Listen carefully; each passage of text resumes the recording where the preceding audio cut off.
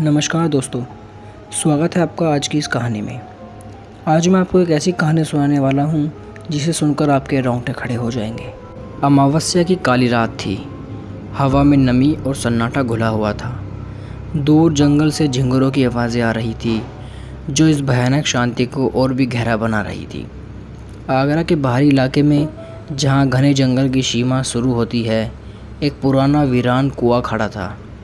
यह कुआं सदियों पुराना था और इसके बारे में गांव के लोग कई डरावनी कहानियां कहते थे।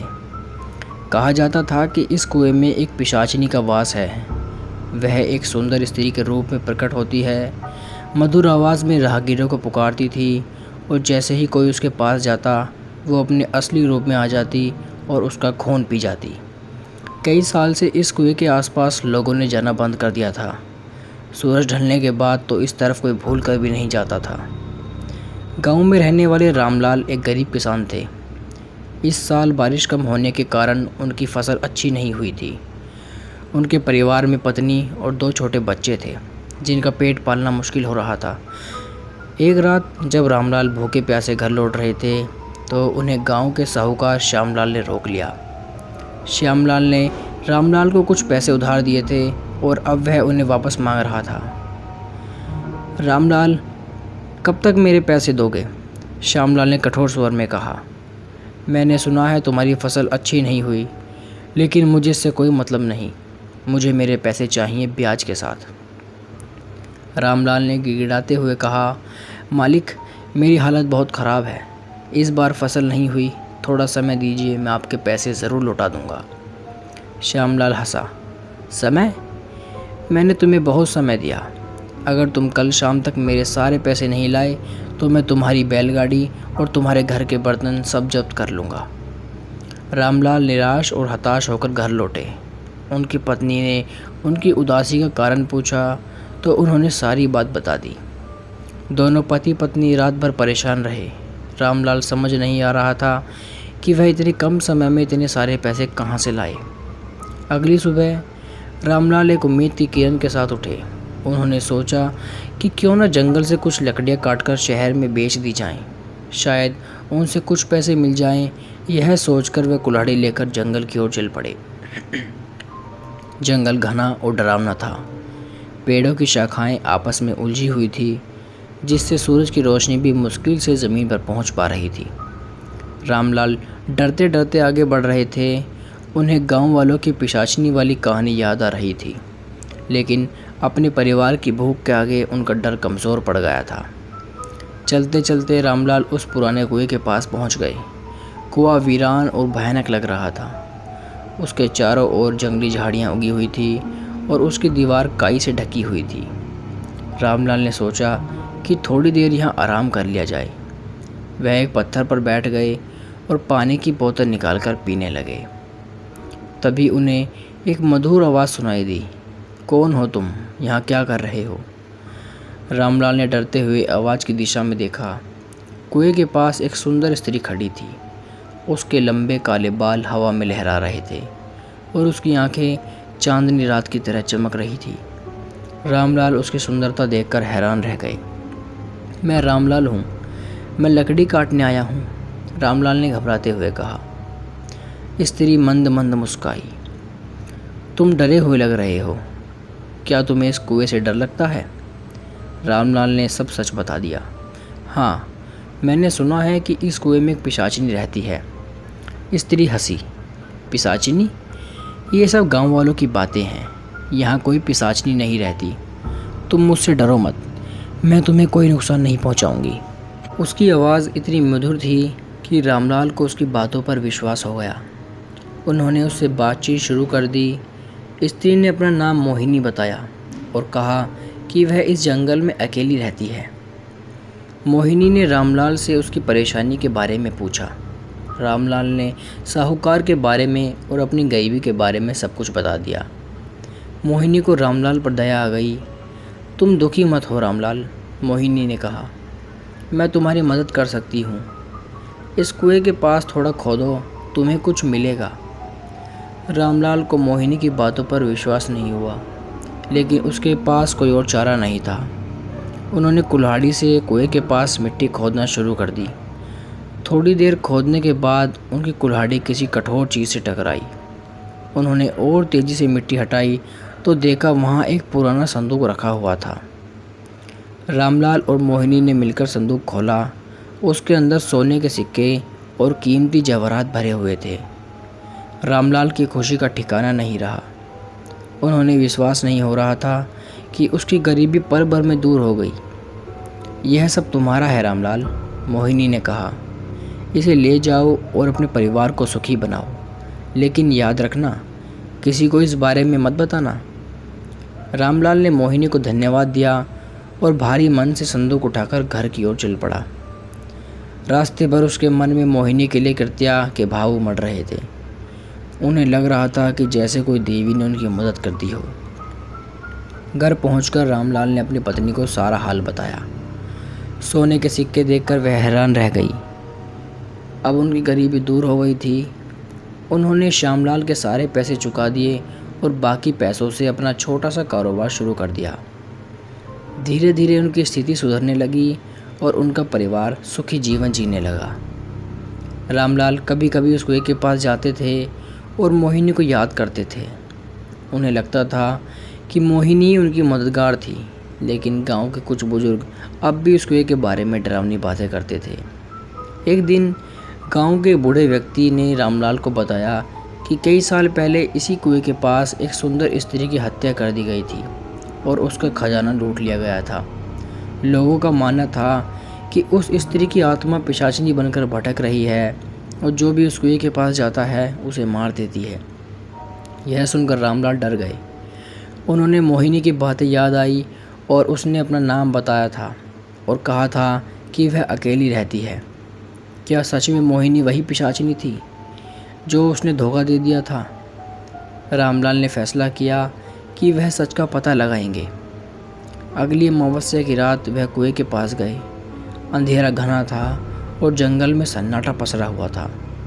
रामलाल ने हिम्मत करके मोहिनी को आवाज़ दी, मोहिनी, मोहिनी, क्या तुम यहाँ हो?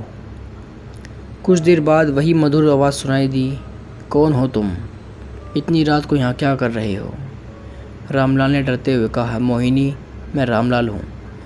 तुमने मेरी मदद की थी, लेकिन गांव वाले कहते हैं कि तुम एक पिशाचिनी हो। क्या ये सच है? अंधेरे में मोहिनी की हंसी सुनाई दी, लेकिन इस बार उसकी हंसी में मिठास नहीं बल्कि भयानक थी। हाँ रामलाल, यह सच है।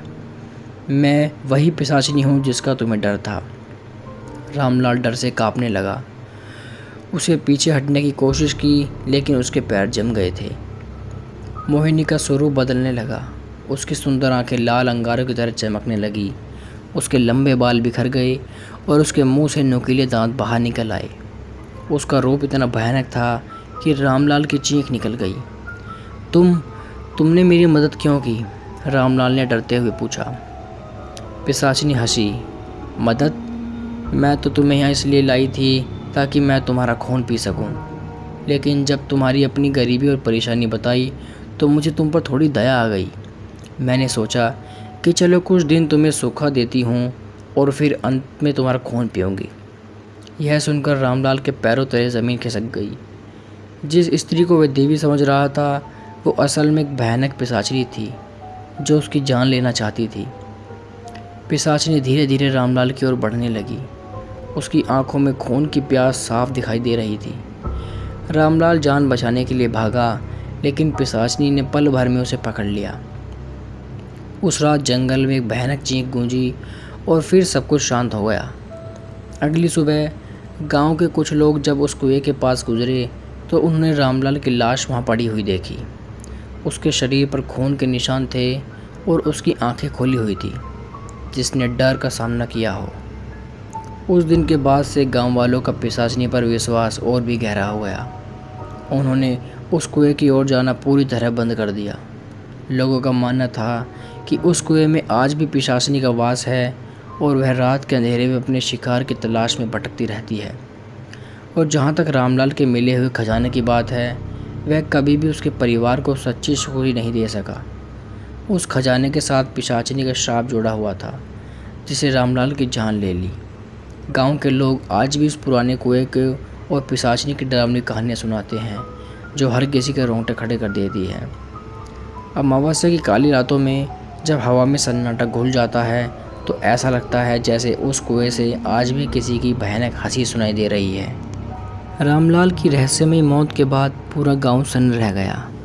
लोग कहते थे कि उसने अपनी मौत को खुद बुलाया, लेकिन रामलाल की पत्नी सरस्वती इस बात को मानने के लिए तैयार नहीं थी। उसकी आंखों से आंसू सूख चुके थे, लेकिन दिल में एक आग जल रही थी, सच्चाई जानने की आग। रामलाल की मौत के कुछ दिन बाद सरस्वती को घर में रखे हुए संदूक से अजीबोगरीब आवाज़ें आने लगी, जैसे कोई अंदर सांस ले रहा हो या फिर कोई धीमी धीमी करा रहा हो। एक रात जब वह अकेली बैठी थी तो संदूक का ढक्कन अपने आप खुल गया। अंदर रखे कुछ सिक्के हिलने लगे, फिर एक सेकंड में सारे सिक्के ज़मीन पर बिखर गए और उनमें से एक सिक्का अजीब सी चमक के साथ घूमता हुआ रुक गया। सरस्वती कांप उठी। वह समझ गई कि यह कोई खजाना आम खजाना नहीं है, यह श्रापित था। उसने अगले ही दिन गांव के बूढ़े विदुर बाबा से मिलने का फैसला किया, जो जंगलों और आत्माओं के बारे में बहुत कुछ जानते थे। विदुर बाबा ने सरस्वती की बात ध्यान से सुनी और गहरी सांस लेते हुए कहा, तेरा पति को जिस स्त्री ने खजाना दिया वो कोई इंसान नहीं थी, वो एक अधूरी आत्मा थी जो अपने साथ न्याय न होने के कारण पिशाचनी बन गई। वह रामलाल को पूरी तरह मार नहीं पाई, उसकी आत्मा अभी भी भटकी हुई है। सरस्वती ने कांपती आवाज़ में पूछा, तो क्या मैं रामलाल से दोबारा बात कर सकती हूँ? बाबा बोले, हाँ, लेकिन उसके लिए तुम्हें उसी कुएं पर अमावस्या की रात को जाना होगा। उस समय जब आत्माएं सबसे ज़्यादा शक्तिशाली होती हैं, वहाँ जाकर तुम रामलाल की आत्मा को बुला सकती हो, लेकिन याद रखना पिशाचनी भी वहीं होगी। अगर वह जाग गई तो वह तुम्हें भी वहीं मार देगी। सरस्वती ने डर को एक तरफ रख दिया। जब अगली अमावस्या आई तो उसने एक पूजा की थाली, दीपक और रामलाल की एक पुरानी कमीज साथ रखी और अकेली ही जंगल में चल पड़ी। कुआं पहले से भी डरावना लग रहा था। हवा में एक अजीब ठंडक थी, चारों ओर घना अंधेरा था और हर पेड़ की परछाई किसी प्रेत की तरह लग रही थी। सरस्वती ने कांपती आवाज़ में रामलाल को पुकारा, रामलाल, अगर तुम यहाँ हो तो मुझे कोई संकेत दो, मैं तुम्हारी आत्मा से बात करना चाहती हूँ। कुछ देर तक सन्नाटा छाया रहा, लेकिन फिर अचानक कुएं से एक हवा निकली और दीपक बुझ गया। फिर कुएं के पास की झाड़ियों से एक धीमी आवाज़ आई, सरस्वती मुझे बचाओ, मैं अधूरा हूँ। सरस्वती की आंखों से आंसू बहने लगे। यह रामलाल की आवाज़ थी। मैं तुम्हें कैसे बचा सकती हूँ? उसने पूछा। रामलाल की आत्मा ने कहा, मोहिनी के पास एक रक्त पिंड है जो उसके अंदर की आत्मा को बांध कर रखता है। जब तक वो पिंड सुरक्षित है वो अमर है। तुम्हें उस पिंड को खोजना होगा और नष्ट करना होगा। तभी कुएं से एक डरावनी हंसी गूंजी। वह मोहिनी की आवाज़ थी। इतनी जल्दी नहीं सरस्वती। उसकी आवाज़ अब मधुर नहीं बल्कि आग की तरह जलती हुई थी। कुएं के ऊपर धुआं छा गया। उससे मोहिनी का विकराल रूप प्रकट हुआ। उसकी आंखों से खून टपक रहा था, बाल बिखरे हुए और नुकीले दांत चमक रहे थे। तुम्हारे पति ने मुझसे झूठ बोला, अब तुम नहीं बचोगी। सरस्वती कांपी नहीं। वह रामलाल की आत्मा पर विश्वास कर चुकी थी। अगर तुमने उसे मारा है तो अब मैं तुम्हें नहीं छोड़ूंगी। मोहिनी ने सरस्वती पर झपट्टा मारा, लेकिन उसी क्षण रामलाल की आत्मा वहाँ प्रकट हुई और उसने सरस्वती को ढक लिया जैसे कोई ढाल हो। पिशाचनी चीख उठी, नहीं, तुम मुझसे बच नहीं सकते। लेकिन रामलाल की आत्मा ने सरस्वती को कहा, उसका रक्तपिंड कुएं की तलहटी में एक चट्टान के नीचे है, जल्दी करो। सरस्वती ने साहस जुटाया और कुएं में उतर गई। वहाँ की दीवारों पर काई जमी थी और नीचे जाते हुए सांस लेना मुश्किल हो रहा था। लेकिन उसकी आंखें अब सिर्फ उस पिंड को ढूंढ रही थी। तलहटी में एक लाल चमक दिखी। चट्टान के नीचे एक रक्त स्नायु वस्तु ढक रखी थी, जैसे किसी जीवित प्राणी का दिल। सरस्वती ने चट्टान हटाने की कोशिश की, लेकिन वह भारी थी।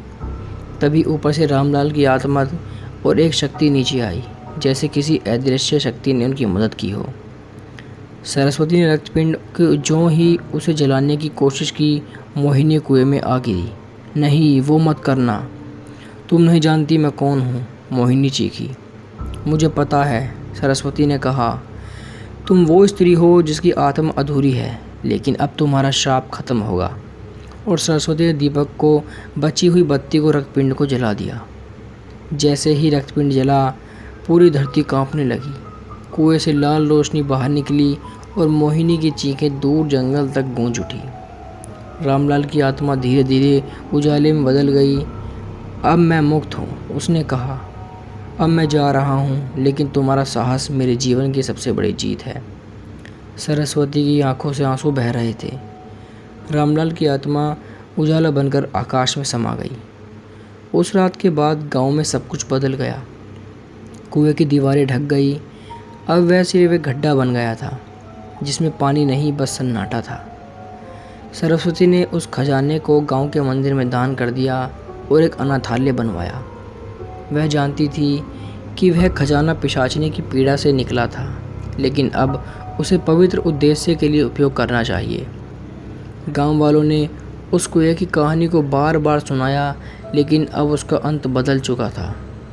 जहां एक औरत ने अपने पति को बचाने के लिए मृत्यु और भय से भी टक्कर ली। लेकिन कभी कभी अमावस्या की रातों में, जब चांद नहीं निकलता और हवा पूरी तरह शून्य रहती है, कुछ लोगों को लगता है कि कुएं की जगह से एक धीमी सी हंसी सुनाई देती है। रामलाल की आत्मा को मुक्ति दिलाने के बाद सरस्वती की जिंदगी धीरे धीरे सामान्य होने लगी। उसने गांव में अपना सम्मान फिर से पाया और मंदिर व अनाथालय का निर्माण पूरा हो चुका था। पर कुछ चीज़ें अब भी अजीब थीं। हर अमावस्या की रात उसके घर के पास लगे नीम के पेड़ की शाखाएं अपने आप हिलने लगती थी, जबकि हवा का एक झोंका नहीं होता था।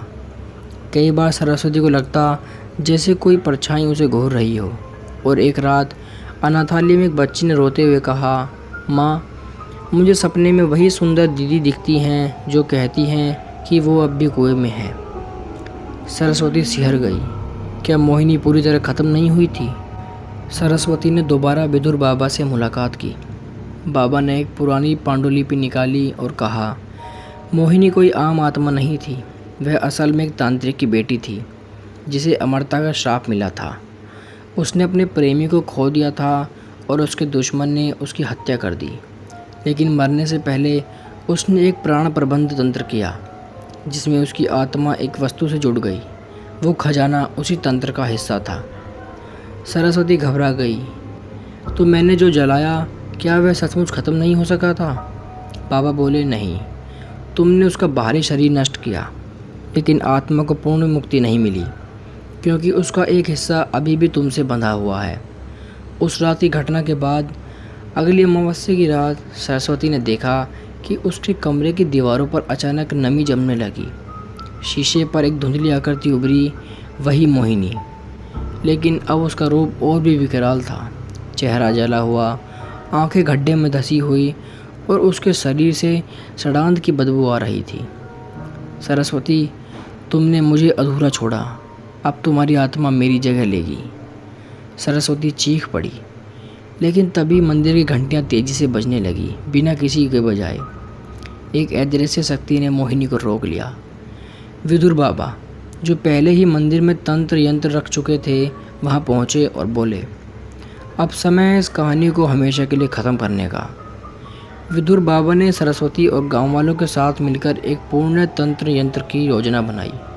यह यज्ञ रात भर चला और अगर सफल होता तो मोहिनी की आत्मा को यहाँ मुक्ति मिलती या फिर नष्ट हो जाती।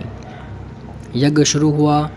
हवाओं में हाहाकार मच गया। जंगल की ओर से पत्तियों की ससराहट नहीं, बल्कि चीखें आने लगी। कुएं के पास की ज़मीन कांपने लगी। रात में अंतिम पहर में मोहिनी ने अंतिम प्रयास किया। वह यज्ञ मंडल में प्रकट हो गई। अब उसका शरीर विकृत हो चुका था। वह तांडव करने लगी। यज्ञ की आग बुझने लगी। तभी सरस्वती ने खुद को यज्ञ में अग्नि में झोंक देने की घोषणा की। अगर मेरी आत्मा चाहिए तो ले लो, लेकिन पहले तुम खुद को समाप्त करना होगा। मोहिनी झिझक गई। उस आत्मा में भय नहीं, त्याग और प्रेम था। तभी रामलाल की आत्मा एक बार फिर प्रकट हुई। तू अब भी नहीं समझी मोहिनी? जिस प्रेम के लिए तू भटकी, वही प्रेम तेरे विनाश का कारण बन गया। रामलाल ने मोहिनी की आत्मा को अपने आलोक में बांध लिया। एक तेज प्रकाश फूटा और मोहिनी की आत्मा जलकर राख हो गई। उस दिन के बाद ना कुएं से कोई आवाज़, ना अमावस्या की रातों में कोई परछाई दिखी।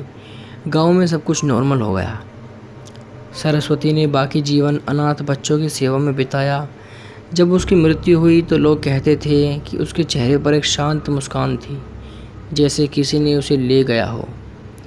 कुएं की जगह अब मंदिर है और उस पर एक शिला रखी है जिस पर लिखा है, जहाँ अहंकार था वहाँ उजाला हुआ, लेकिन अहंकार कभी पूरी तरह नहीं मरता, वह केवल सो जाता है। अगर आपको ये कहानी अच्छी लगी तो चैनल को सब्सक्राइब कर बेल आइकन ज़रूर दबा दें और वीडियो को लाइक कर अपने दोस्तों के साथ शेयर कर दें। मिलते हैं आपसे अगली कहानी में।